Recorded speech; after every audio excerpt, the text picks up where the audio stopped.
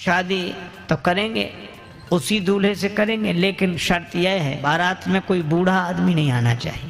युवकों ने कहा कि ठीक ही है, ये बूढ़े क्या करेंगे ब्याह बारात में, यहीं बैठ के राम राम करें, भजन करें, घर में रहें, काहे को। और विवाह में क्या हम लोग सब जा ही रहे, वृद्ध मान गए। पर दूल्हे का जो नाना था वो बोला ना ना हम तो चलेंगे, हमें तो ले चलो। नाना वो लोग कहते हैं कि बूढ़ा दिख गया तो बारात लौटा दी जाएगी। नाना बोले तो ऐसे ले चलो कि दिखे नहीं, पर ले चलो। किसी तरह इंतजाम किया गया, गाड़ियों में जहाँ सामान रखते हैं उसमें ही नाना को किसी तरह छिपा कर ले गए। बारात पहुंची, कन्या के पिता ने अपना एक आदमी भेजा, देखो कोई बूढ़ा तो नहीं आया है। संवाददाता ने समाचार दिया कि कोई बूढ़ा नहीं आया। तो कन्या के पिता ने एक शर्त रखी कि हम विवाह के लिए तैयार हैं, पर बारातियों को हमारी एक शर्त पूरी करनी पड़ेगी। गांव के बाहर जो नदी बह रही है उस नदी में पानी की जगह शुद्ध दूध बहाओ तो हम विवाह करेंगे। अब बहुत अकल लगाई लड़कों ने, नदी में पानी की जगह शुद्ध दूध, इम्पॉसिबल, असंभव। तो कहा चलो बारात वापस ले चलें। बारात वापस लौटने लगी। किसी ने कहा बारात तो लौट ही रही, नाना के काहे को प्राण ले रहे हो, बाहर निकाल ले। नाना से कहा कि निकल आओ। नाना बोला क्या बात है, वो कहा अब तो बारात ही वापस जा रही है। कहा क्यों? वो कहते हैं कि नदी में पानी की जगह शुद्ध दूध बहाओ। नाना मुस्कुराया कि छोटी छोटी बातों पे कहीं बारातें लौटती हैं।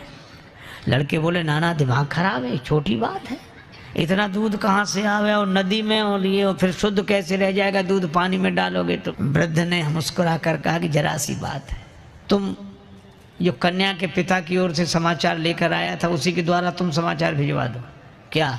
कि दूध का इंतजाम हमने कर लिया है, शुद्ध दूध बहा देंगे, इतना नदी भर जाए उससे भी ज़्यादा दूध हमारे पास है, लेकिन हमारी भी एक शर्त है। क्या?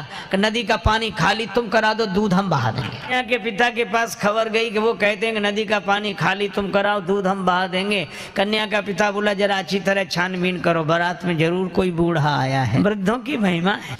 देखो आज के समय की एक घटना सुनाऊं। एक बार क्या हुआ, रेलगाड़ी के एक डिब्बे में कुछ नवयुवक विद्यार्थी चढ़े, लड़के 10-12 लड़के, और संयोग की बात वो डिब्बा खाली था। एक बूढ़ा आदमी किनारे सीट पर बैठा लिए राम राम राम राम राम राम कर रहा है, और लड़के देखा, उनका तो नाम ही लड़के। रेलगाड़ी चली, अब वो भड़के, नाम ही लड़के, जहाँ जाए वहाँ से लड़के आए। घर में रहें तो लड़के, बाहर जाएं तो लड़के, इससे लड़के उससे लड़के। अब रेलगाड़ी चल रही थी, वो 10-12 लोग लड़के बोले कि बड़े बोर हो रहे हैं, कुछ करो। कहा इसमें क्या करोगे, बैठे रहो आराम से।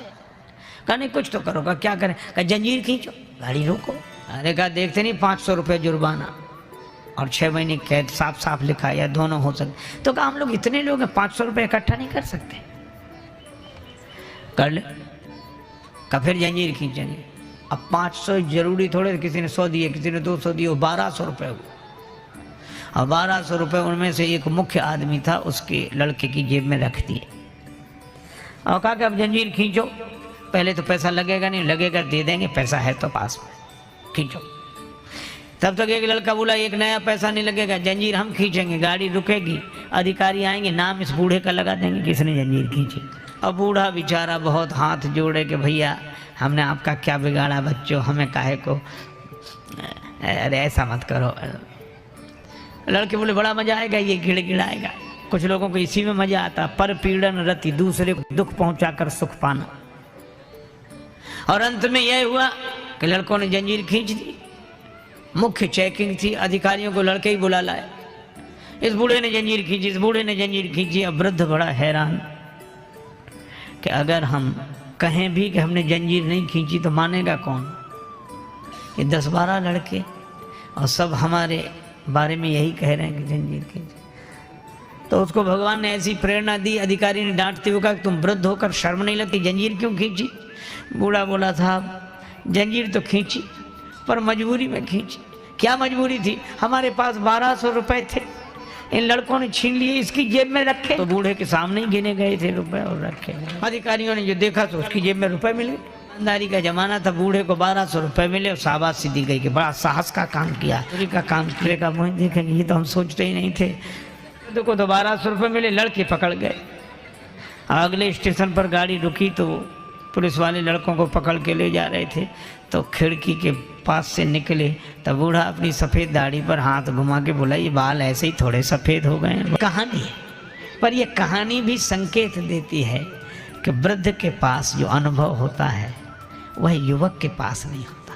ये बात अलग है कि अनुभवी वृद्ध के पास शक्ति, सामर्थ्य, जोश, उत्साह नहीं होता, वो युवक के पास होता है।